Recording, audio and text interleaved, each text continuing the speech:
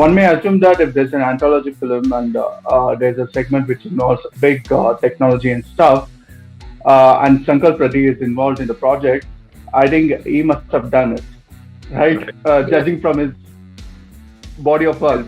But I was surprised that Ashwin did X Life, did X Life, and you did a family drama. That was the point. We wanted to confuse you. How did you guys come to choose your genres? Why did you pick this genre? And Ashwin and I want Sankalp Reddy to. Netflix approached me. I was the first person to join the team. So they approached me, considering the love stories which they have made in Hindi. So 19 September he started. So 19 October. No, when me, Tharun met, and then we were discussing the idea that they want to make a love story. Then we were little hesitant to think on that lines in Telugu. Then Nandini ma'am came. Then she narrowed it down. She changed our mindset. She changed our mindsets completely in such a way that this is a woman-centric film. Now you have to make a film where woman dynamics are changed. Am I right, ma'am? Changed. Country, you're running with it. Right. So that's how we three started together. And we wanted Netflix wanted fourth director. We wanted to. We didn't want. We wanted our film to come out as early as possible. But Netflix was waiting for the fourth director. That's when Nagi came in. And Nagi, he was hit by panel. The whole world. And then we had to wait another 6-7 months. And he made his own film, which coincidentally, luckily, it matched with our tone. Right? Okay. Gave a long wait for the short stories. Right. Very so this was interesting story.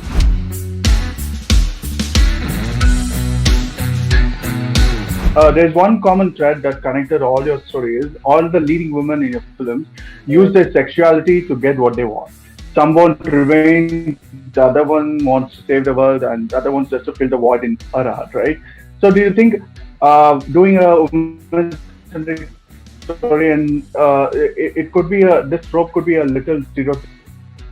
So basically, I think the first time we realized that there was a theme that was sort of linking all of it was when we were discussing titles of what could be the possible titles of the film. And then when we were trying to break it down to theme and plot and all that, that's when we sort of realized that we all have very strong female characters, whether they start off as protagonists or whether they end up as protagonists.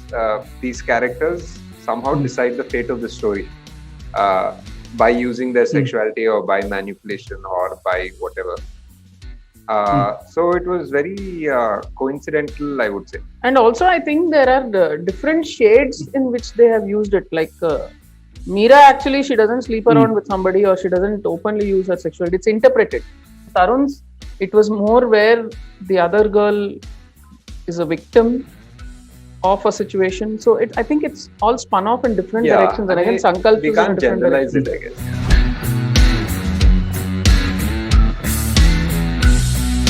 Nandini, coming to your story, Meera, it is a character-driven plot, right? So did you ever think that to get an approximation of years of abuse and emotional and physical abuse that your character has gone through, that this 30-minute window won't be enough? It would require more time just to connect with her suffering, so just to understand our character arc. And did you feel that? I don't think it was such a complicated problem to understand. I think domestic abuse can be explained pretty quickly. You don't need to elaborate into it, and it's broken down into various parts in the film where it keeps coming up. So it was something that is quite universal. It's not some unique kind of problem that I had to go into some lengthy explanation of it. So I don't think it required. And when we started writing the story, we were aware of the duration in which it had to be written. So I think the time given was sufficient.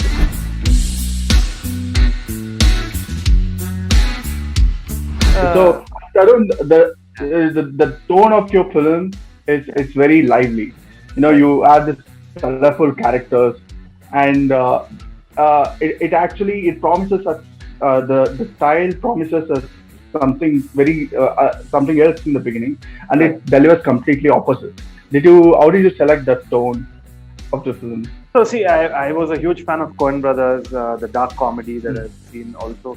It's dark comedy. Even when you see Gangs of Wasseypur and all these other kind of films, you actually laugh even if the crime is very grave. So I think even in terms of writing genres or even in changing the character arcs or contradicting the characters, there's a little bit of experimentation in the undercurrent always, even for a writer.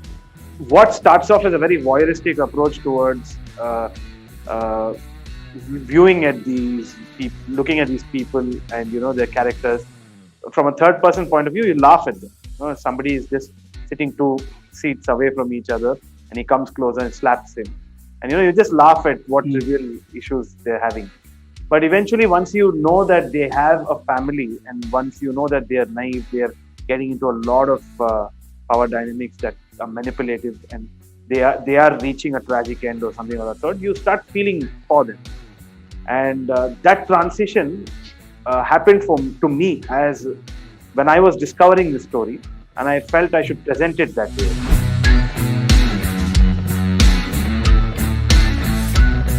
And Sankalp, the ending was very cruel. You stopped exactly the moment where drama was supposed to begin. Cruel boy. So, is it second part coming out? If Netflix agrees, then okay, we are on it. But that was the intention. No, when we were writing the script, me, my writer, Nanda Kishore, we were all thinking, like, there were other supportive writers at that time too. We were all thinking how to end it, and everybody had a different opinion or feedback. Then I took that call at that time. Let's leave it to the audience. See, basically, Sankalp is that kid from your school where the last piece of pizza will be there. And he'll say, you want it? You say yes, and then he'll eat it. So you're only wondering what that tasted like. Very rarely we get an opportunity to experiment with our work. We never do that in normal theatrical films. It's impossible. OTT is the platform and Netflix is the platform where we know millions will be watching it and million people will have their own interpretation on how they see the characters.